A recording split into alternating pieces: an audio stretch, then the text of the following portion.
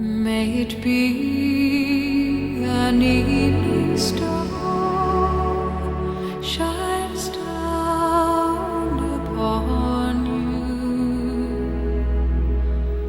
May it be when darkness falls, your heart will be true.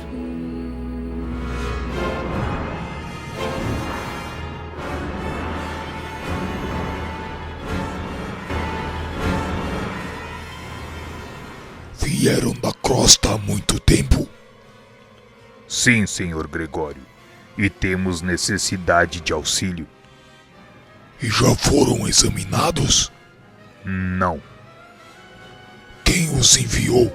Certa mensageira de nome Matilde. Não sei quem seja, todavia podem entrar. Tenho serviços nos mistérios e não posso ouvi-los agora.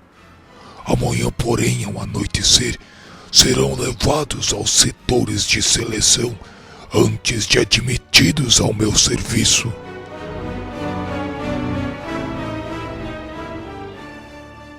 Gregório não falou mais nada. Entregues a um servidor de fisionomia desagradável, demandamos porão escuro, e confesso que acompanhei Gúbio e Eloy de alma conturbada por receio absorvente e indefinível.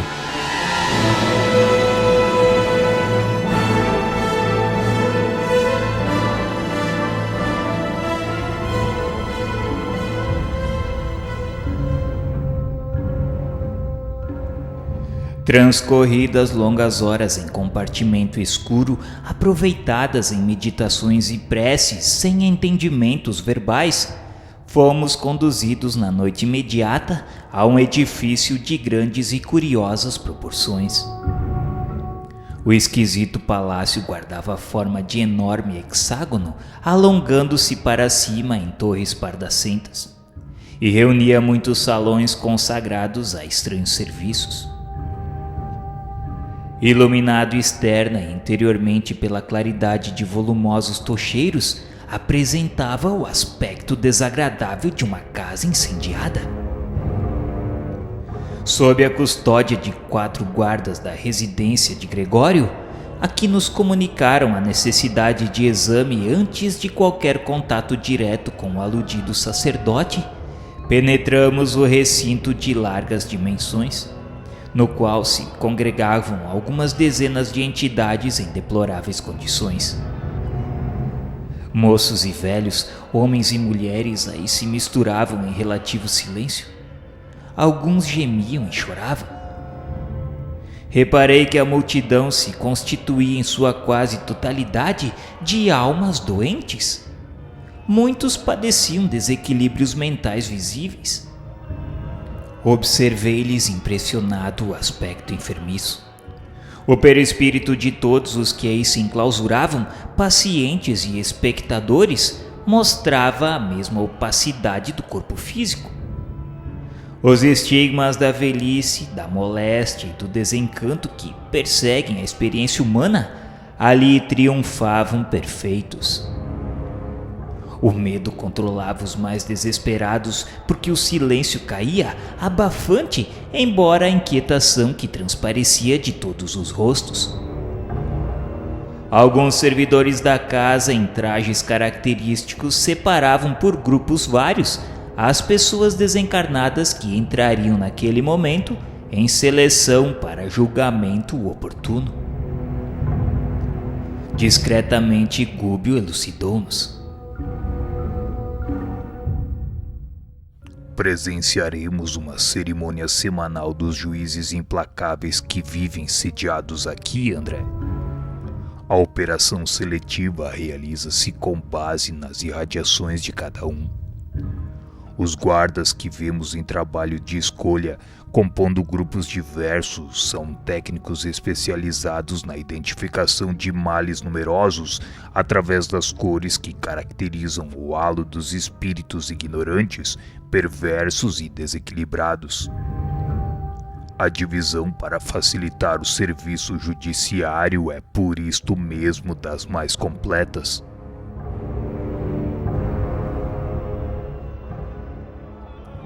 A essa altura o pessoal de Gregório nos dera tréguas, afastando-se de nós de algum modo, não obstante vigiar-nos das galerias repletas de gente. Respeitado nosso trio pelos selecionadores que não nos alteraram a união, situávamos agora no campo das vítimas. Senhor Gúbio, todas estas entidades vieram constrangidas conforme sucedeu conosco. Há espíritos satânicos recordando as oleografias religiosas da crosta, disputando as almas no leito de morte. Sim, André. Cada mente vive na companhia que elege. Semelhante princípio prevalece para quem respira no corpo denso ou fora dele. É imperioso reconhecer, porém, que a maioria das almas asiladas nesse sítio vieram ter aqui obedecendo a forças de atração.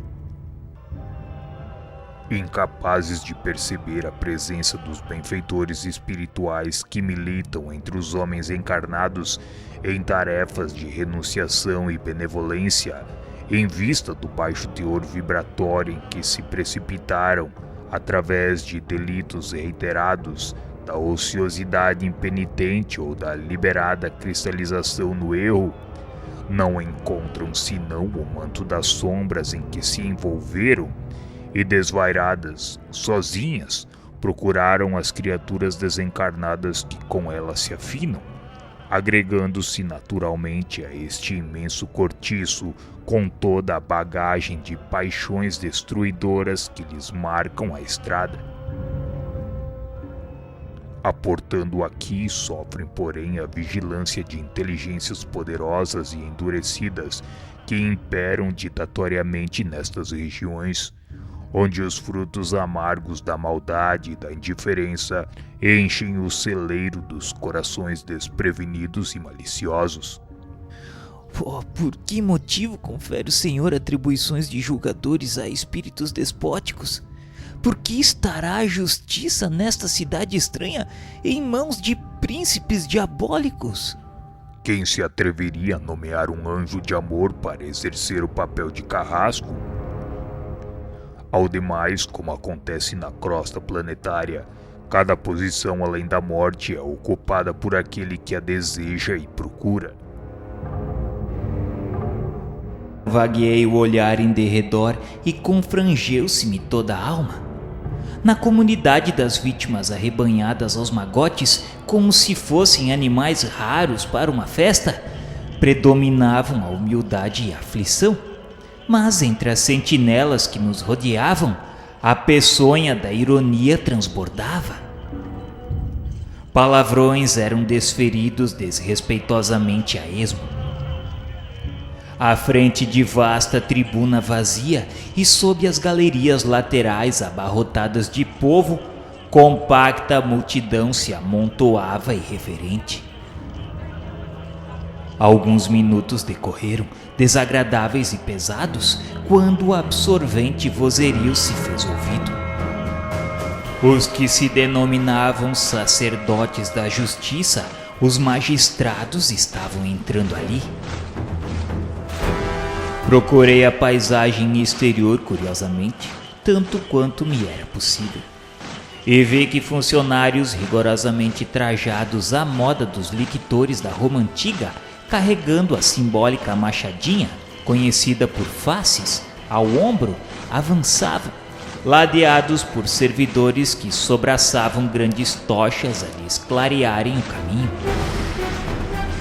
Penetraram o átrio em passos rítmicos, e depois dele 7 andores sustentados por dignatários diversos daquela corte brutalizada traziam os juízes esquisitamente ataviados. Que solenidade religiosa era aquela?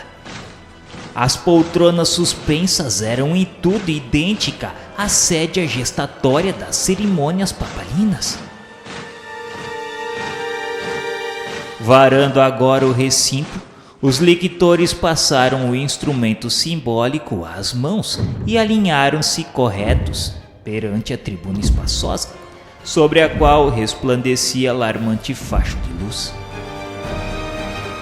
Os julgadores, por sua vez, desceram pomposos dos tronos içados e tomaram assento numa espécie de nicho a salientar-se de cima, inspirando silêncio e temor, porque a turba inconsciente em redor calou-se de súbito. Tambores variados rufaram como se estivéssemos numa parada militar em grande estilo, e uma composição musical semi-selvagem acompanhou-lhes o ritmo, torturando-nos a sensibilidade. Terminado aquele ruído, um dos julgadores se levantou e dirigiu-se à massa aproximadamente nestes termos: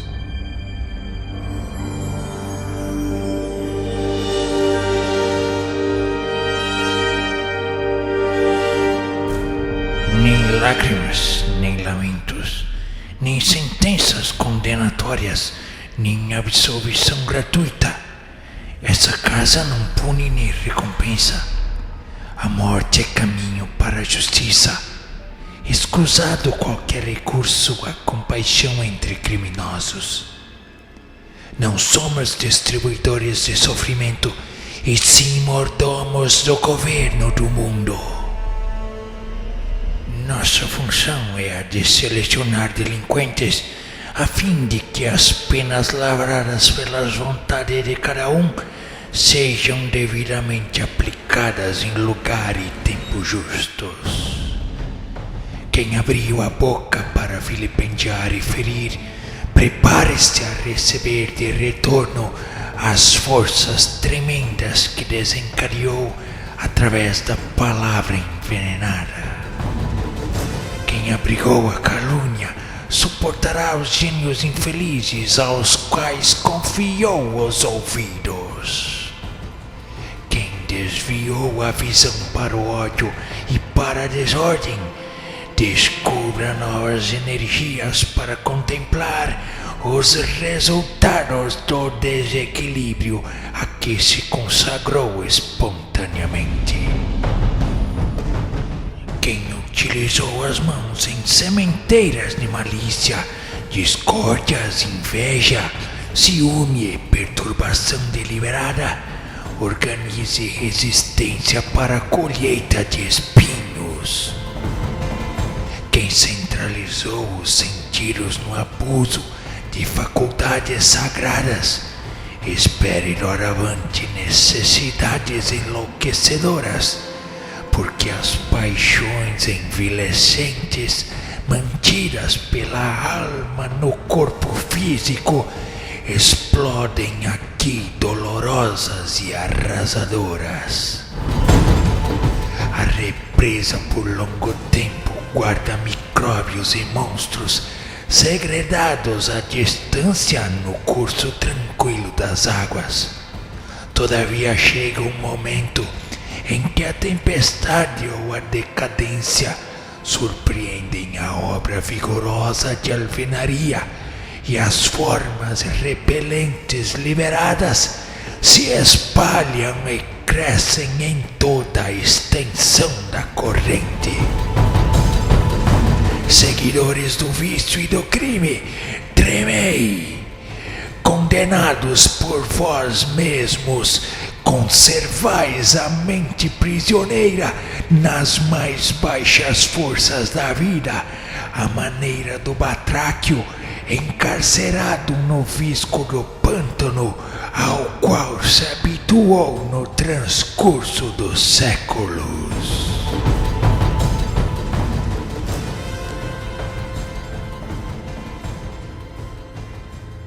Nesse ponto, o orador fez pausa e reparei os circunstantes. Olhos esgazeados pelo pavor jaziam abertos em todas as máscaras fisionômicas. O juiz, por sua vez, não parecia respeitar o menor resquício de misericórdia. Mostrava-se interessado em criar ambiente negativo a qualquer espécie de soerguimento moral, estabelecendo nos ouvintes angustioso temor. Prolongando-se o intervalo, enderecei com o olhar silenciosa interrogação ao nosso orientador, que me falou quase em segredo. O julgador conhece a sociedade das leis magnéticas nas esferas inferiores e procura hipnotizar as vítimas em sentido destrutivo, não obstante usar, como vemos, a verdade contundente. Não vale acusar a inutilidade desta colônia, porque ninguém escapará aos resultados das próprias obras quanto o fruto não foge às propriedades da árvore que o produziu. Amaldiçoados sejam pelo governo do mundo quem nos desrespeite as deliberações baseadas, aliás, nos arquivos mentais de cada um. Quem nos acusa de crueldade não será benfeitor do espírito coletivo, o homem que se consagra à vigilância de uma penitenciária. E quem sois vós, senão rebotalho humano? Não viestes até aqui conduzidos pelos próprios ídolos que adorastes?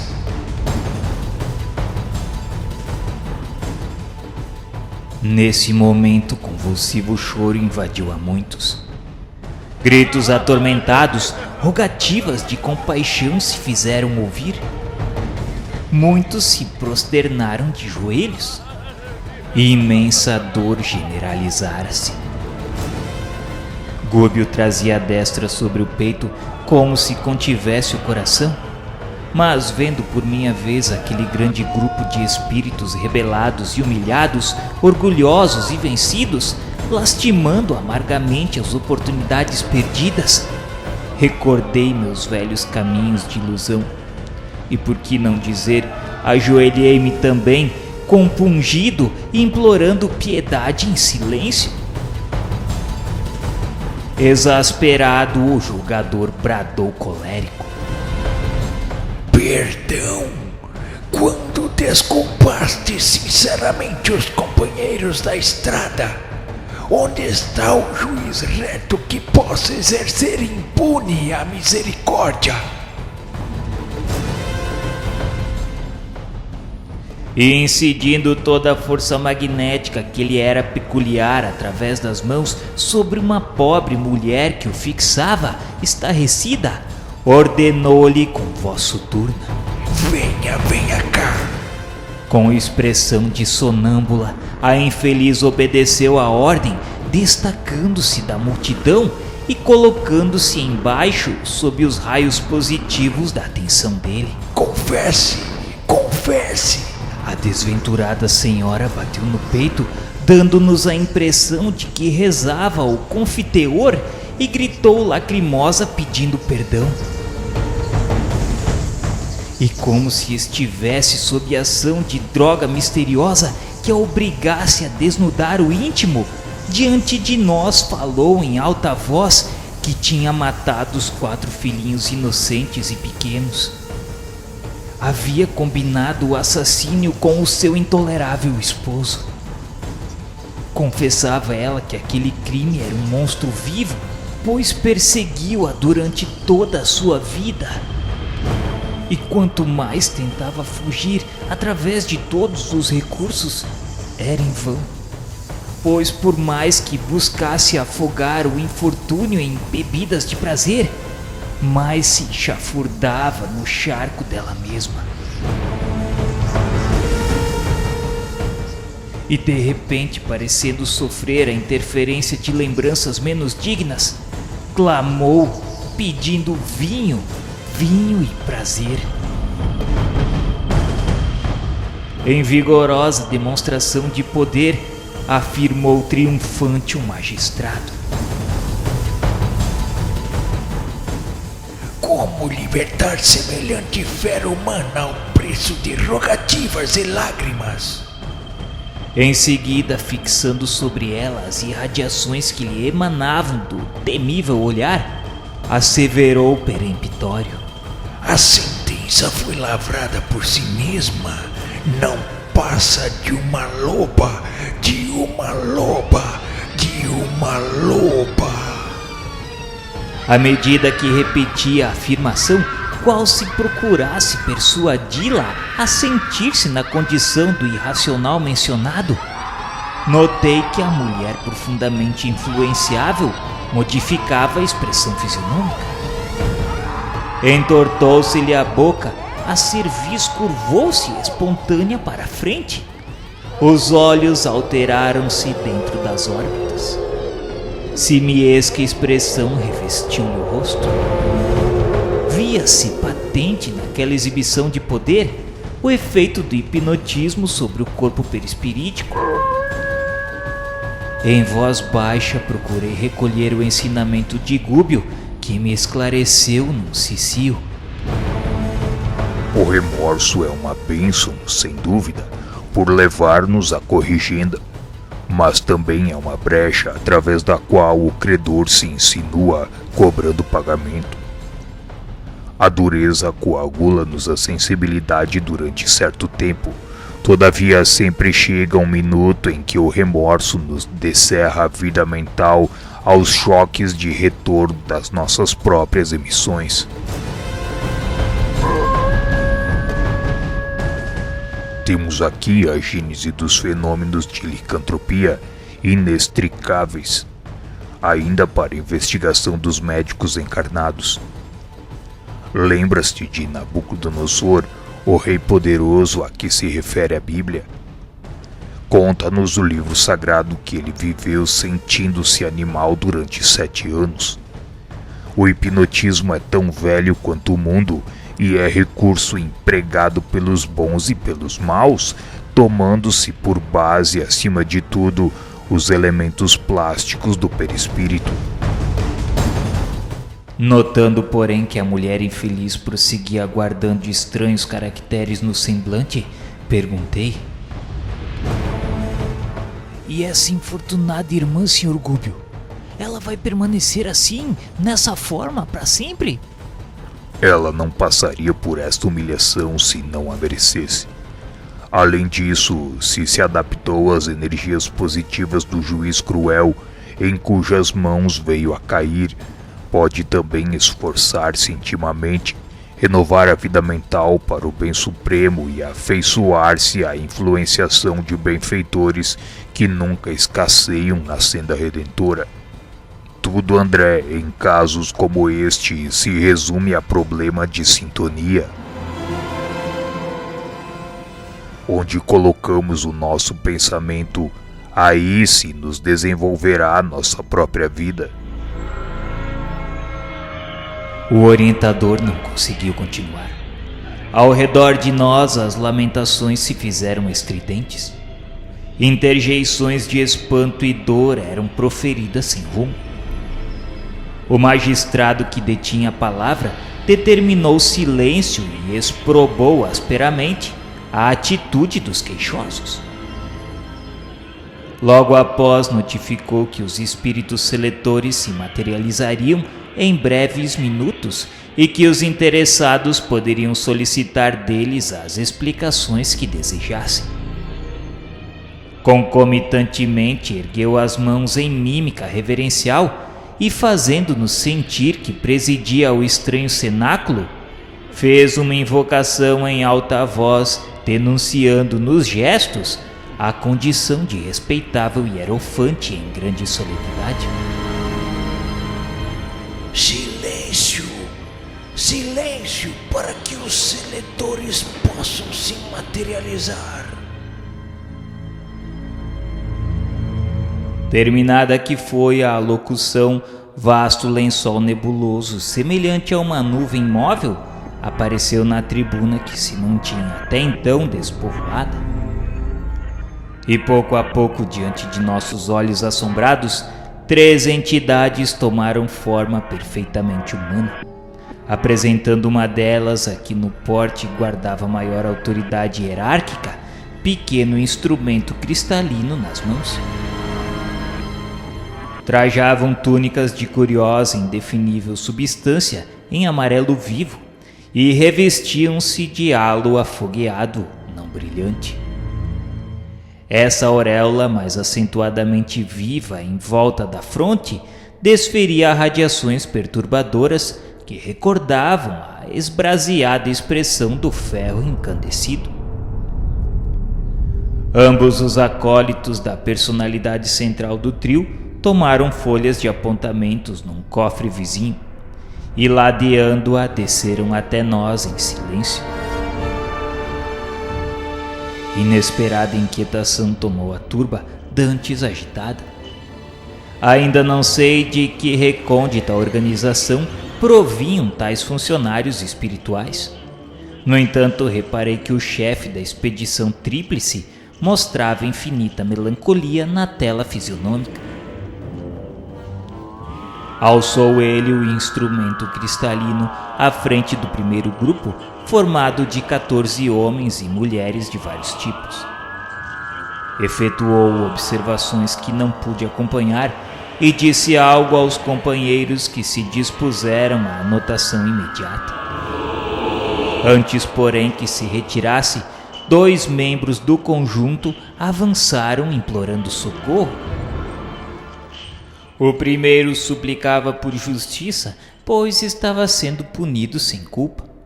Segundo ele, havia sido homem de pensamentos e letras quando encarnado.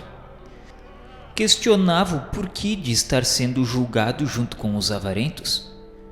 Suplicou de que, se o seu julgamento era justo e igualitário, ele deveria ser liberado e absolvido.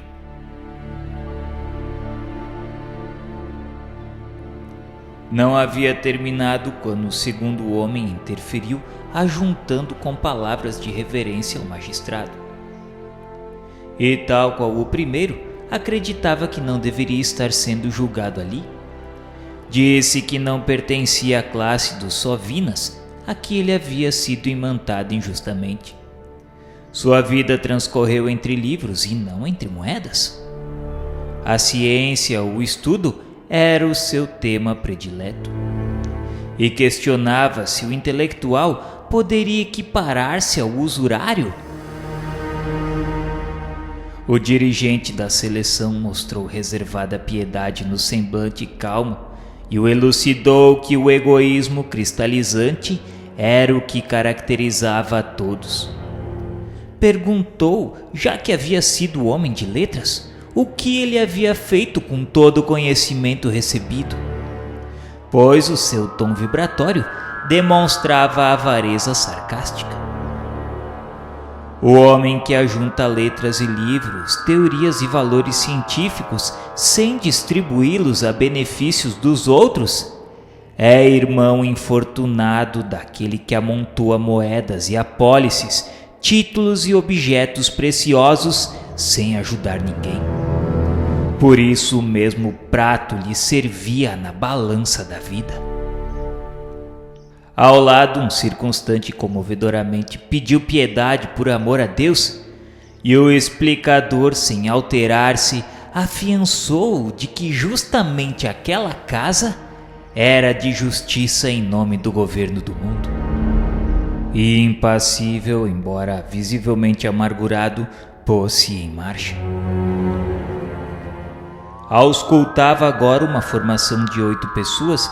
Todavia, enquanto se comunicava com os assessores acerca das observações recolhidas, um cavalheiro de faces macilentas exclamou com enorme fúria sobre o que ocorria naquele recinto, pois estava localizado entre os caluniadores confessos, quando havia desempenhado o verdadeiro papel de homem honrado. Esclareceu que nunca havia traído as obrigações sociais. Tinha sido correto e digno, chefe de família exemplar. E não obstante aposentado desde cedo, sempre cumpriu todos os deveres do mundo. E com acento colérico, pedia quem era o acusador, quem o acusava. E mais uma vez o selecionador elucidou sereno de que a condenação transparecia dele mesmo. Ele havia caluniado o próprio corpo, inventando para ele impedimentos e enfermidades que só existiam na sua imaginação, interessada na fuga ao trabalho benéfico e salvador. Ele havia debitado aos órgãos robustos deficiências e moléstias deploráveis, tão somente no propósito de conquistar repouso prematuro. E por buscar, conseguiu o que almejava. Dessa forma empenhou amigos, subornou consciências delituosas e obteve o descanso remunerado durante 40 anos de experiência terrestre em que outra ação não desenvolveu, a não ser dormir e conversar sem proveito. Por isso era natural e razoável que o seu círculo vital se identificasse ao de quantos se mergulhavam no pântano da calúnia criminosa. O infeliz não teve forças para a tréplica. Submeteu-se em lágrimas à argumentação ouvida e retomou o lugar que lhe competia. Alcançando o terceiro grupo, constituído de mulheres diversas, mal havia aplicado o singular instrumento ao campo vibratório que lhes dizia respeito, foi o mensageiro abordado por uma senhora pavorosamente desfigurada que lhe lançou em rosto atrozes queixas. Em pranto copioso, inquiriu a mulher o porquê de tanta humilhação.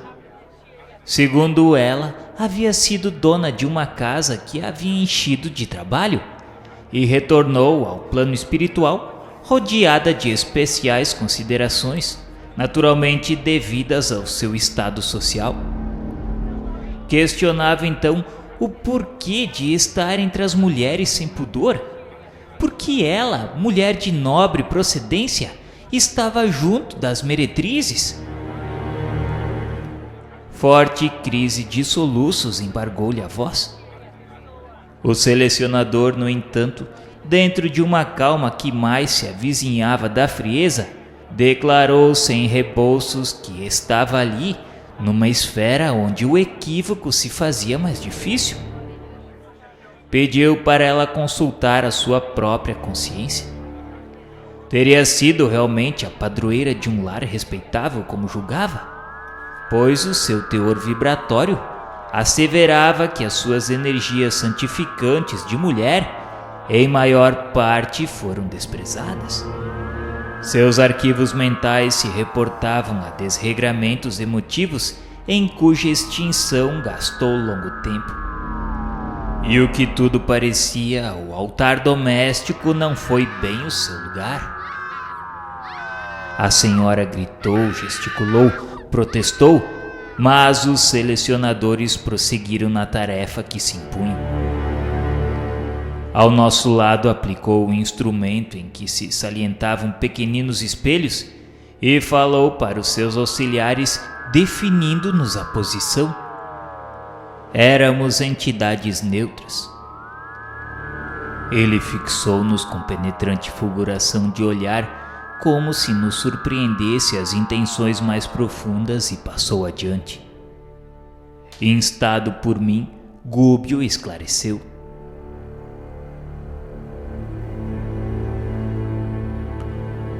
Não fomos acusados. Nos será possível o engajamento no serviço desejado. E que espécie de aparelho é esse, Sr. Gúbio? Trata-se de um captador de ondas mentais. A seleção individual exigiria longas horas. As autoridades que dominam nestas regiões preferem a apreciação em grupo, o que se faz possível pelas cores e vibrações do círculo vital que nos rodeia a cada um. E por que nos considerou neutros? O instrumento não é suscetível de marcar a posição das mentes que já se transferiram para nossa esfera. É recurso para identificação de perispíritos desequilibrados e não atinge a zona superior. Mas por que se fala nesta casa em nome do governo do mundo? Não te esqueças, André, de que nos encontramos num plano de matéria algum tanto densa e não nos círculos de gloriosa santidade. Não ouvides a palavra evolução e recorda que os maiores crimes das civilizações terrestres foram cometidos em nome da divindade. Lembra-te quantas vezes no corpo físico notamos sentenças cruéis emitidas por espíritos ignorantes em nome de Deus.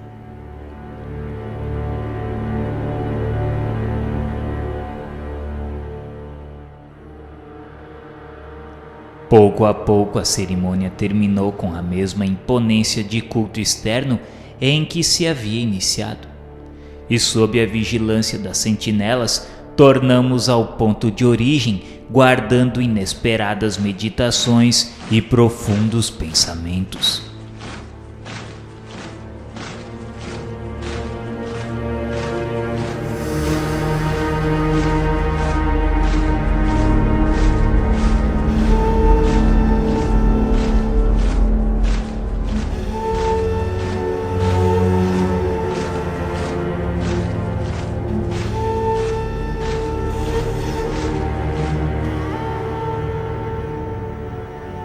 May it be an evening star shines down upon you. May it be when darkness falls